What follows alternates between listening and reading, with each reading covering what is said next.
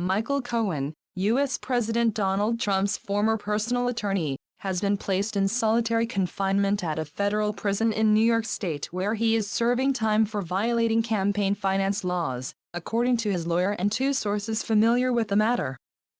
Cohen, 53, was transferred on Wednesday to a special housing unit at Otisville Federal Correctional Institution, a disciplinary section of the prison, the sources said. Until now, Cohen had been housed in a minimum security camp at Otisville, which is about 70 miles, 110 kilometers, northwest of New York City. One of the sources said Cohen was placed in solitary after another inmate complained about his internet use. It is my understanding that a verbal dispute over phone use prompted a temporary placement issue pending an investigation. I do not, however, know who prompted the altercation, or if the action taken was factually/regulatory appropriate, Cohen's lawyer, Roger Adler, said in an email to Reuters. A former representative for Cohen, Lanny Davis, declined to comment. The Federal Bureau of Prisons said it could not comment on the circumstances of individual inmates. Cohen, who once said he would take a bullet for Trump, was sentenced to 3 years in prison in 2018 for directing hush payments to pornographic film star Stormy Daniels and Playboy model Karen McDougal, who claimed they had affairs with Trump. Trump has denied having the encounters.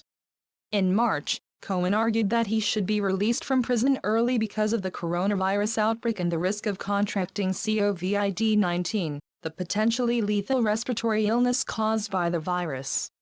U.S. District Judge William Pauley in Manhattan rebuffed the request in a scathing order. 10 months into his prison term, it's time that Cohen accept the consequences of his criminal convictions for serious crimes that had far-reaching institutional harms, the judge wrote on March 23.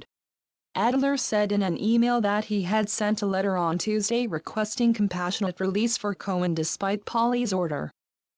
Adler called the disciplinary action a hiccup in the process and said he was hopeful that Cohen would be returned to the prison's general population when all the facts are known.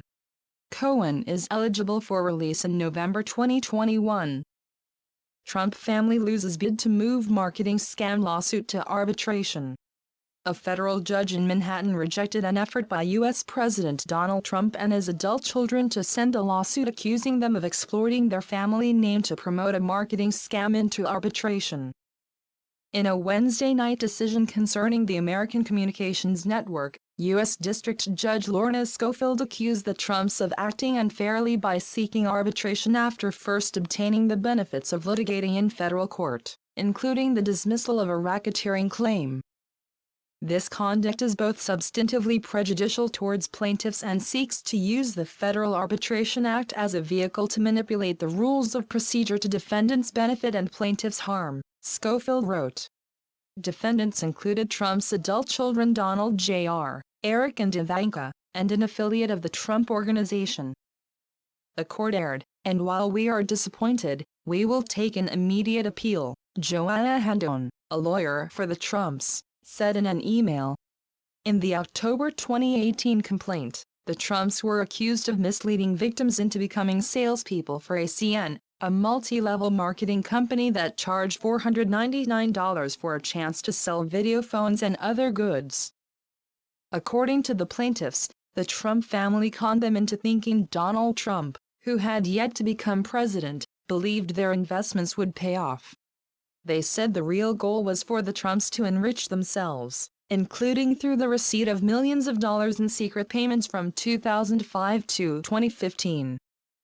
The Trumps have called the lawsuit politically motivated, and said Donald Trump's endorsement of ACN was merely his opinion. In rejecting arbitration, Schofield noted the plaintiffs' claim that they had no reason to believe their agreements to arbitrate with ACN also covered the Trumps.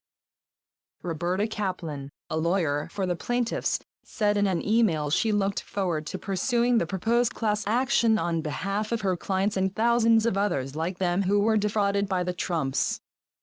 Last July, Schofield said the plaintiffs could pursue state law claims of fraud, false advertising and unfair competition against the Trumps, despite dismissing the racketeering claim.